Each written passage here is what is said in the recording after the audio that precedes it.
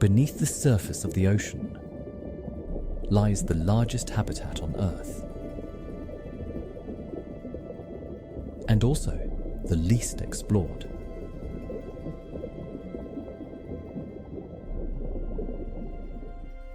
We have mapped distant planets, photographed black holes, and placed machines on Mars, yet most of the deep ocean remains unknown. Past the reach of sunlight, the sea begins to change. Plants disappear. Temperatures collapse toward freezing. Pressure rises to levels capable of crushing submarines, shattering bone and collapsing air-filled organs instantly. And yet, life continues.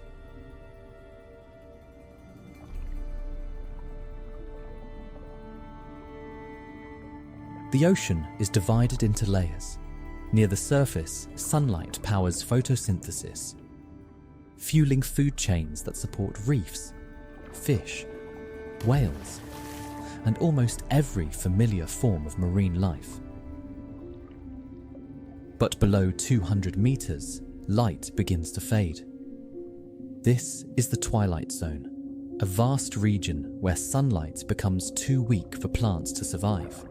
No forests of algae grow here. No green life remains. Instead, the ecosystem depends on something called marine snow.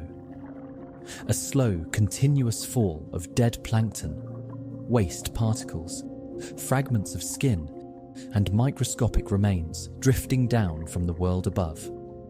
To us, it looks insignificant.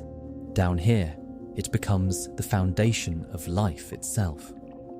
The animals of the Twilight Zone are shaped by darkness in unusual ways. Many species have transparent bodies, reducing their visibility in the faint blue light that still filters from above.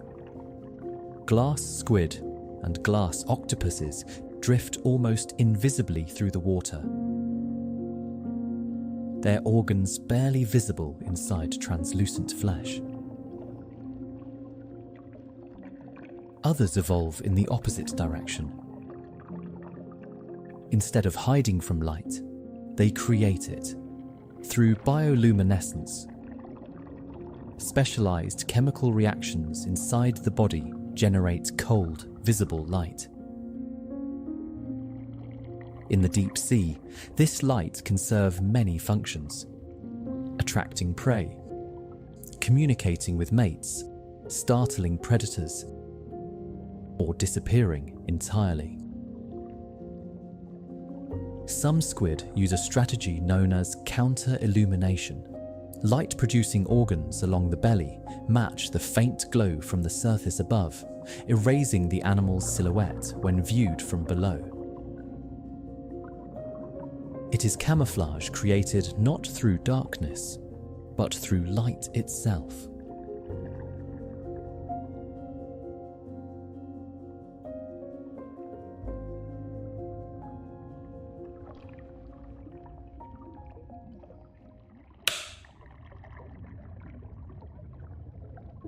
Every night, another phenomenon begins.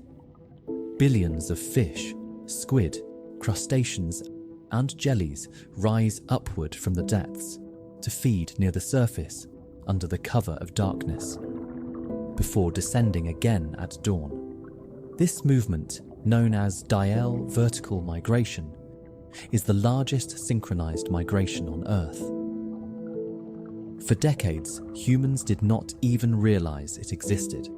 During World War II, naval sonar operators detected what appeared to be a false ocean floor, a massive living layer rising and sinking each day.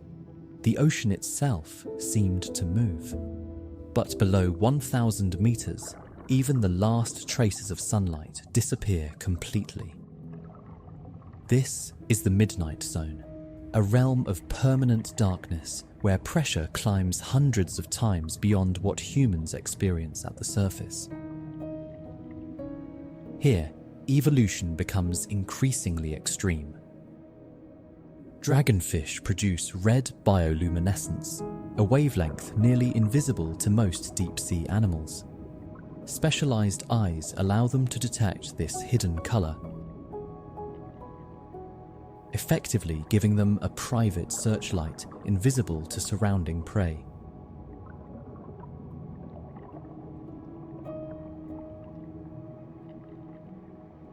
Other species avoid detection entirely through ultra-black skin, capable of absorbing almost all incoming light, making them nearly invisible even under submarine spotlights.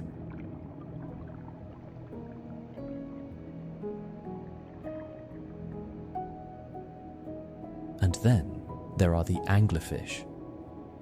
Females lure prey using glowing appendages suspended before their mouths, but their reproductive strategy is even stranger. Male anglerfish are tiny compared to females. Their sole purpose is to locate a mate within the vast darkness.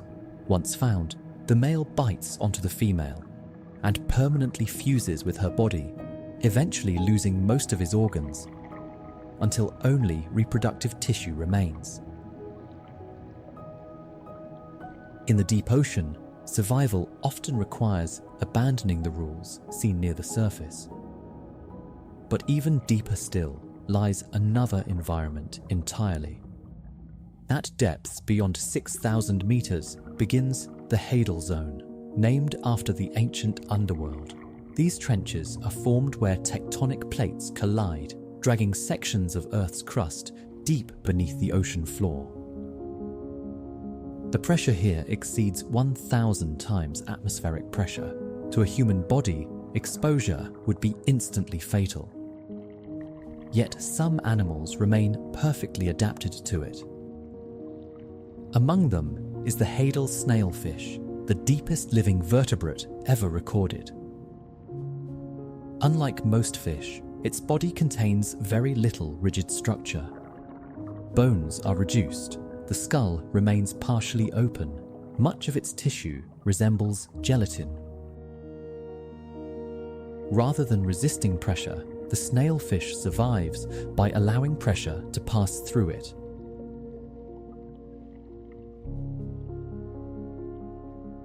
In a world capable of crushing steel, flexibility becomes stronger than armor. Food is scarce at these depths. Most energy still arrives from above in the form of marine snow or the occasional whale fall, where the carcass of a dead whale can support entire ecosystems for decades.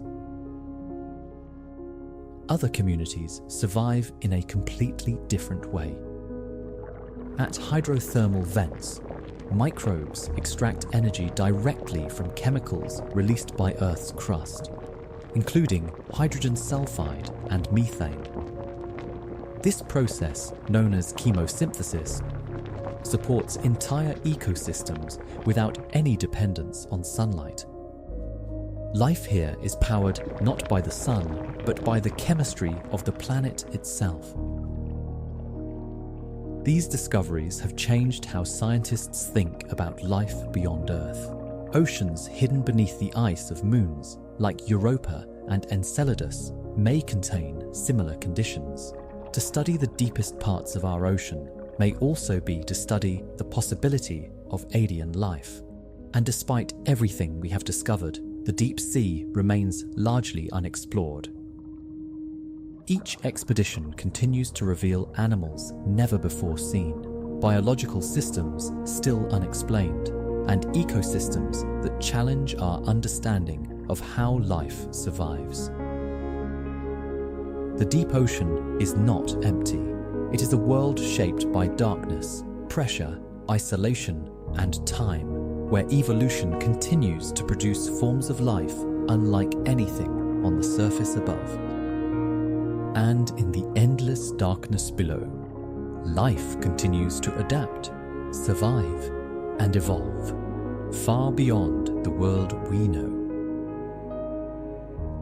A hidden world, still waiting in the dark.